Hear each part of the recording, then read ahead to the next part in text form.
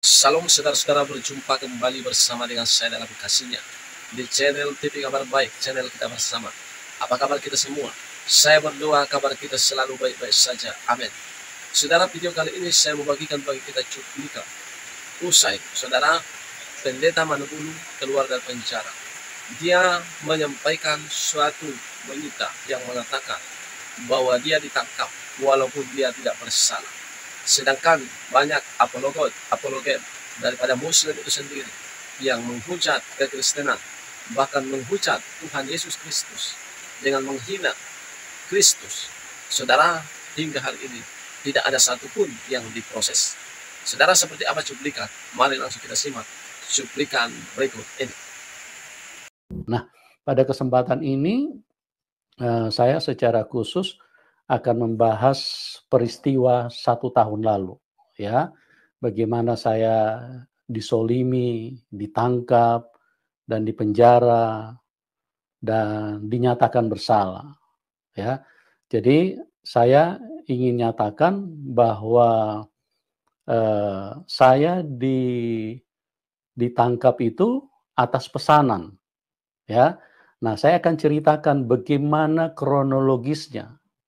Jadi di YouTube itu saya tulis bahwa saya saya ditangkap itu atas perintah dari Gubernur Jawa Barat Ridwan Kamil. Itu ada buktinya semua, teman-teman, ya, bukan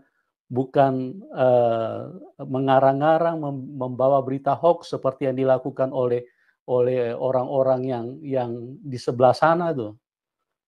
Sukanya tukang bohong, ya, suka menipu. Tapi herannya itu didukung sama pemerintah, ya. Mereka mendapatkan dukungan yang sangat sangat maksimal, ya. Makanya kenapa sampai sekarang itu apologet Muslim itu tidak pernah ada yang ditangkap. Cuma satu-satunya Yahya Waloni, itu pun kalau saya bilang cuma kamuflase aja supaya kelihatan bahwa ada sedikit keseimbangan. Nah, saya perlu kasih tahu teman-teman bahwa Yahya Waloni itu tidak dikenakan penistaan agama. Coba masyarakat Indonesia cek kata-katanya Yahya Waloni, ya. Bagaimana sangat brutalnya kata-katanya, bagaimana sangat kejamnya kata-kata kalau menista agama Kristen, tapi tidak pernah dikenakan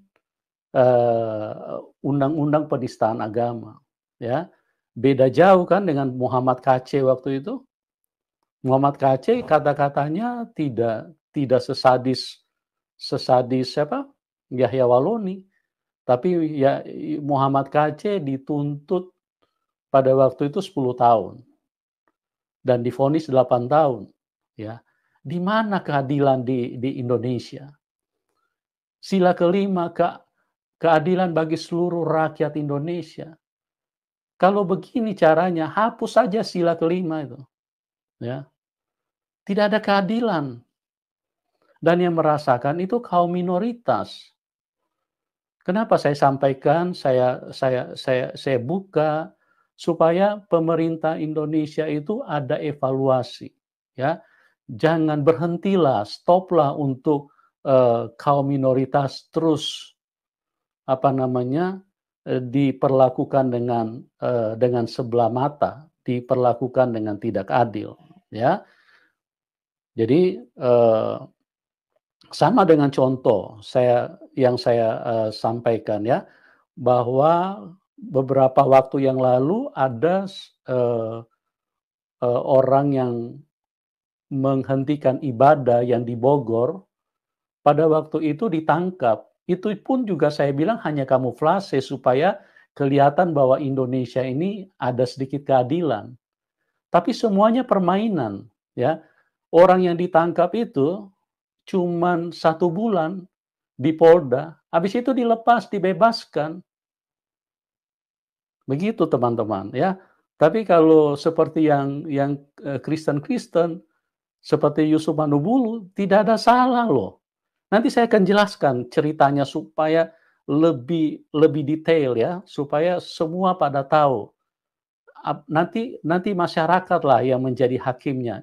Kalianlah bisa menilai, apakah cara kerja polisi ini benar. Nanti saya akan bahas secara khusus si Ahmad Wiyagus itu, Kapolda Jawa Barat itu, ya. Supaya saya berharap ada orang yang punya hati nurani dan ayo berseru supaya orang ini nggak cocok jadi Kapolda, ya. Ini orang seperti ini punya hati sangat kejam, ya, tidak menjalankan aturan dengan benar. Jalankanlah aturan dengan benar, bukan atas pesanan, ya.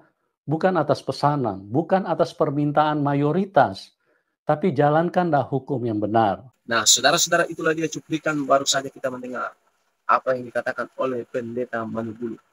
Dia sendiri sudah merasakan bagaimana dia ditangkap walaupun dia tidak bersalah. Dan yang memerintahkannya adalah gubernur itu sendiri.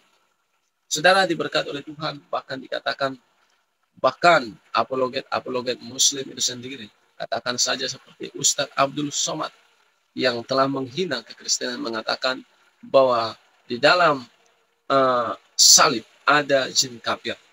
Saudara, bahkan juga Ustadz Kainama yang telah mengatakan bahwa Yesus itu menikah. Bahkan banyak lagi kata-kata yang dilontarkan terhadap Tuhan Yesus. Tapi hingga hari ini, saudara, bukan tidak ada yang melapor. Banyak yang melapor. Tapi hingga hari ini tidak diproses juga. Seolah-olah, saudara, keadilan itu tidak dikerjakan.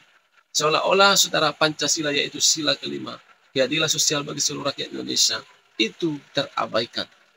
Dan seolah-olah hukum ini berlaku hanya bagi minoritas, sedangkan bagi Islam, hukum itu tidak berlaku. Saudara-saudara, saya mau katakan kepada kita, hari ini apapun jabatan kita, mari kita tegakkan keadilan. Karena Tuhan itu suka keadilan. Apapun pangkatmu saat ini, apakah engkau sebagai penegak hukum, apakah engkau sebagai pengacara, atau apapun pekerjaan Anda saat ini, dalam menegakkan keadilan, saudara harus mengerjakannya dengan sungguh-sungguh takut akan Tuhan. Jangan takut kepada manusia, jangan takut kepada kelompok apapun, tetapi takutlah kepada Tuhan. Karena saudara harus sadar bahwa saudara nanti akan meninggalkan dunia. Jadi jangan gara-gara saudara takut menegakkan keadilan, lalu saudara hidup tidak adil dengan memenjarakan yang minoritas, sedangkan yang mayoritas tidak diadili dengan bagus. Nah, itu akan menjadi sesuatu penghakiman bagimu. Ketika engkau meninggalkan dunia ini nanti, maka engkau akan menerima penghakiman dari Tuhan. Karena hidupmu yang tidak adil, maka engkau akan mendapatkan hukuman dari Tuhan. Itu sebabnya jangan hanya memikirkan kehidupan saat ini. Pikirkanlah nanti, karena kita manusia akan mati. Sesudah engkau mati, nanti engkau akan diadili. Itu sebabnya apa yang engkau tabur akan engkau tuai. Itu sebabnya marilah berlaku adil. Khususnya kita, bangsa Indonesia. Apapun pangkat kita, apapun pekerjaan kita, marilah kita berlaku adil tanpa memandang bulu. Saya percaya Tuhan adalah hakim yang adil, akan membalaskan kepada setiap orang menurut perbuatannya. Kiranya lewat video yang saya bagikan, kita semua mengalami pertobatan. Tuhan memberkati kita semua. Shalom.